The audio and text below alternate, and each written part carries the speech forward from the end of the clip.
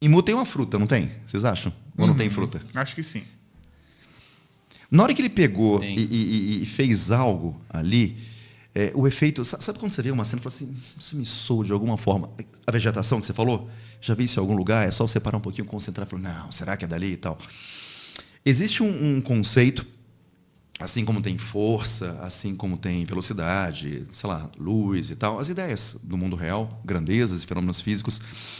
Tem um conceito que a tentativa é explicar o seguinte: aqui é quente, aqui é frio, desse jeito, e a tendência é que haja um equilíbrio de temperatura e o calor flui de um lado para o outro. Beleza. À medida que essa busca pelo equilíbrio vai se atingindo, ou seja, aqui tão quente quanto aqui, você tem uma grandeza que mede isso. E a grandeza que mede com o próximo toda a igualdade do equilíbrio chama-se entropia. Entropia, ela vai ser tão maior quanto mais igual ou iguais forem as coisas. Vamos lá, vai. Fala que entropia tem a ver com organização. Mas organização significa dizer colocar ordem. Ordem significa dizer separar o que é diferente. Então, eu vou colocar duas cenas.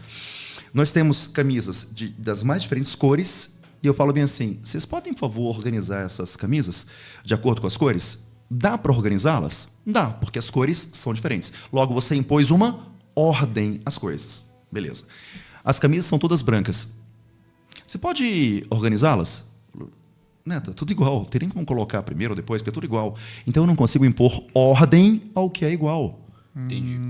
Então, tudo que é igual, a gente chama de falta de ordem ou desordem. Desordem não é porque está bagunçado, zoneado. Não é isso. É porque eu não consigo organizar, já que todos são iguais.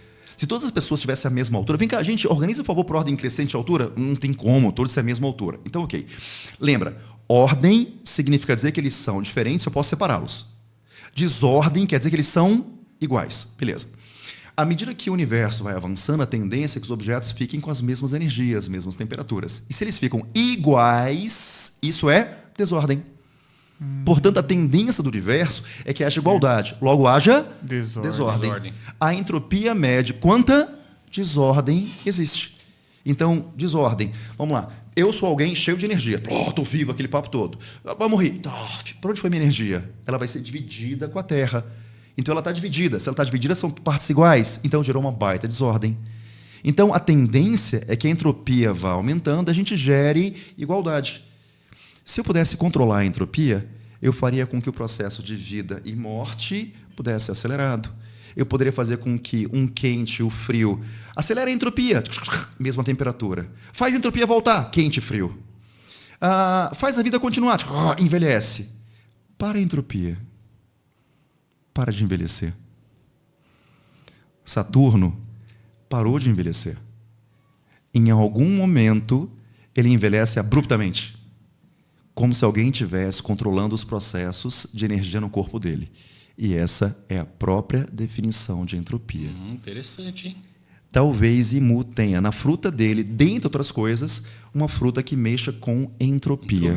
Porra. E aí, nesse instante, ele simplesmente negocia, além de outros poderes que ele pode ter, ele negocia com as pessoas algo que é a imortalidade.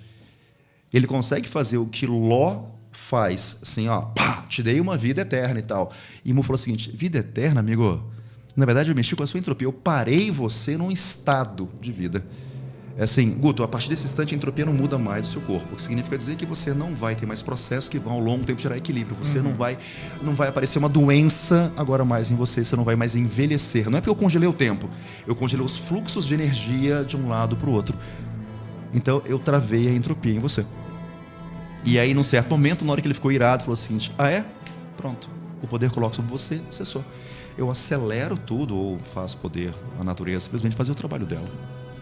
Interessante. De repente, Legal. a fruta da entropia que está colocada aí no meio. Bem legal, gostei.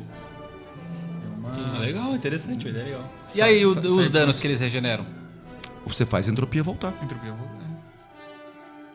Porque, assim, a segunda lei de termodinâmica fala que a entropia só aumenta ou permanece constante. Não. Fala que permanece constante num sistema isolado.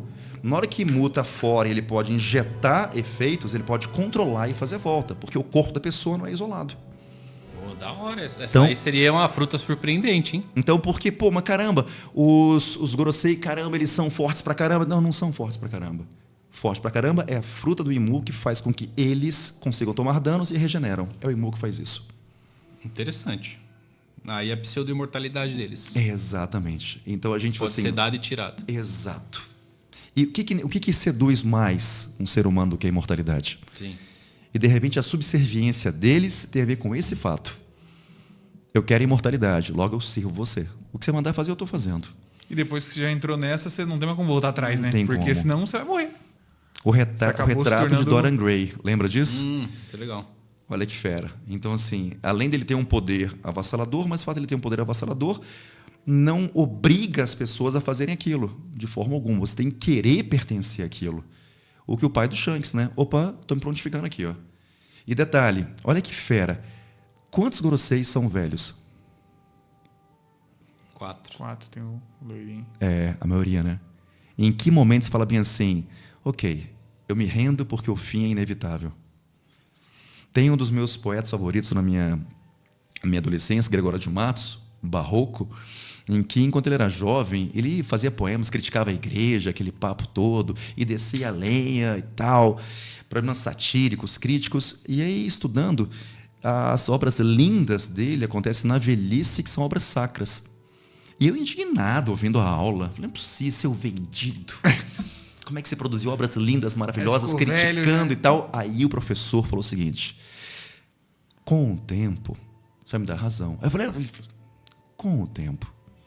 Aí, mas ele, com o tempo, vai acontecer uma coisa que hoje você não consegue refutar. Você vai envelhecer.